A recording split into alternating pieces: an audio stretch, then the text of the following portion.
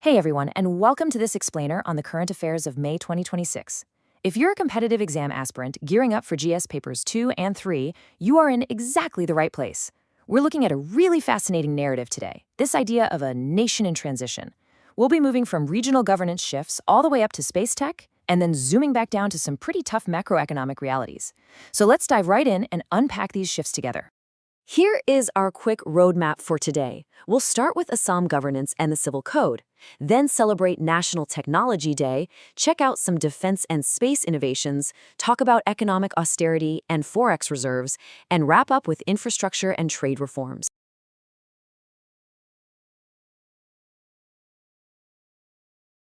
Constitutional machinery to the ultimate test.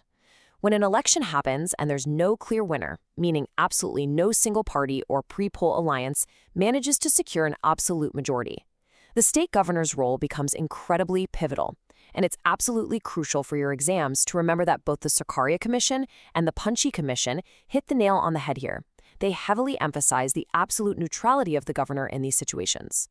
The governor's one and only job is to facilitate a stable government transparently, without playing favorites. Now, to really grasp the uniform civil code debate, we have to look at how our laws are actually structured. In India, criminal law is a blanket that covers everyone uniformly. It applies equally no matter who you are because crimes like theft are considered offenses against the state and society as a whole. But on the flip side, civil or personal law, which tackles private, everyday stuff like marriage, divorce, inheritance, adoption, is not uniform. Actually, it varies significantly from community to community, mostly guided by different religious texts and uncodified practices. And that brings us directly to the Uniform Civil Code, or UCC. The whole goal of the UCC is to replace those varying personal laws with a single, uniform rulebook for all citizens. So you might be wondering, why isn't this already the law everywhere? Well, the Constitution makers actually put the UCC under Article 44 in the Directive Principles of State Policy, the DPSP. They did this on purpose. Post-independence India was in a highly sensitive place, and rather than forcing a massive change overnight, they basically left it as a directive for future governments to implement when the time was right to ensure national unity and gender justice. And it looks like that time is arriving in various states. Assam's upcoming Uniform Civil Code bill is literally on the docket for the May 21st Assembly session. The bill's main goal is to codify and bring uniformity to marriage, divorce, and inheritance. It has a really strong focus on securing rights for women and girl children and regulating practices like polygamy. Importantly, though, the bill explicitly exempts scheduled tribes. This is a key point to note, as it recognizes the sheer complexity of applying uniformity to very diverse tribal customary practices. Moving on to Section 2, celebrating National Technology Day. Every year on May 11th, we celebrate National Technology Day. It's a day that honors the massive success of Operation Shakti, those Pokhran-2 nuclear tests back in 1998 that firmly put India on the map for strategic self-reliance. If you look at this timeline, it maps out our watershed moments. We go from declaring ourselves a nuclear state in 98 to totally expanding our space frontiers with Chandrayaan-1 in 2008, and now, right here in 2026, leading the global charge with the AI Global Summit and a huge domestic push into semiconductor fabrication. And this year's theme really captures the vibe of 2026 perfectly: responsible innovation for inclusive growth. As India pivots super aggressively toward advanced artificial intelligence and building these massive, complex semiconductor display fabrication units like that 24,000 crore facility planned over in Telangana, we absolutely have to ensure this tech boom benefits all of society. It's not just about flashy new tech, it's about making sure progress is inclusive. All right, Section 3, Defense and Space Innovations. First up in this space is Mission Divyastra. Guys, this is a massive leap for India's strategic deterrence. We're talking about the successful test of the Agni-5 missile. But the real game changer here is the MIRV technology. MIRV stands for Multiple Independently Targetable Re-Entry Vehicles. In plain English, it means a single missile can now carry multiple warheads, and each one can strike a totally different target. It was tested off the coast of Odisha at the APJ Abdul Kalam Island, and this capability places India into a very, very elite club of nations.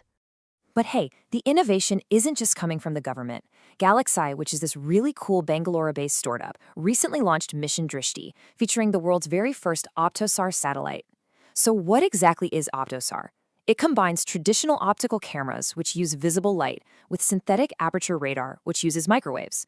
Why is this such a big deal for us? Well, think about our monsoon season. Traditional satellites are completely blinded by thick clouds. But Optosar, it pierces right through those monsoon clouds, giving us vital, uninterrupted data for agriculture, disaster management, and weather forecasting. And the private sector space leaps literally do not stop there. Take the Pathfinder Orbital Data Center. This is a collaboration between an imaging startup called Pixel and Sarvam AI. I want you to imagine having a high-performance terrestrial computer server just floating in orbit. Normally, a satellite takes a picture, beams these massive, heavy raw files back down to Earth, and our computers here have to crunch the numbers. Pathfinder totally flips the script. It captures the data, and then an onboard AI data center processes that heavy information right there in space. It only beams down the final, actionable intelligence. This means virtually zero latency, which is huge for real-time decision-making. Let's bring things back down to Earth for Section 4, Economic Austerity and Forex Reserves. So we're currently staring down some stark economic realities. India's foreign exchange reserves have taken a really sharp dive, dropping from $740 billion in January to below $700 billion by April. What's driving this? Well, a massive factor is the ongoing conflict in West Asia.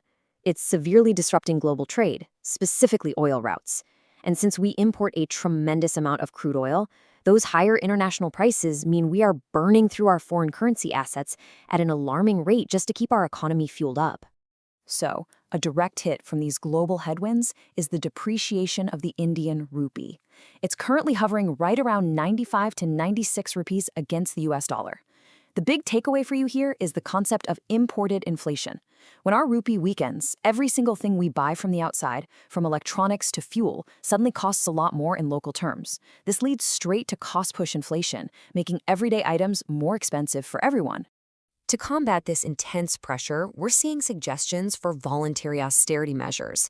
And if you look closely, each of these directly targets a specific leak in our foreign exchange. Carpooling and working from home, that cuts down our massive crude oil import bill. Deferring gold purchases, that stops dollars from flowing out for a non-essential import. Reducing imported edible oil tackles our largest agricultural import. And limiting foreign trips keeps that money circulating right here in the domestic economy. Now, those were the voluntary measures, but the government is also stepping in with hard legislative actions. Case in point, the effective import duty on gold and silver has roughly doubled to 18.4%.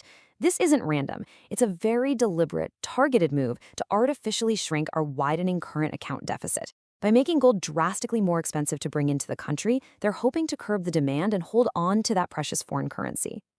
But here's the catch. Policymakers are walking a real tightrope right now. They have to balance this necessary austerity with keeping the economy actually productive. If we restrict imports too heavily, especially stuff like industrial raw materials or machinery, we could seriously damage our domestic manufacturing. Analysts are actively warning that we have to avoid a K-shaped economy. That's a scenario where some high-end sectors thrive, while others, like the jewelry sector dealing with those high import duties, face severe slowdowns and unemployment, which just drives up economic inequality.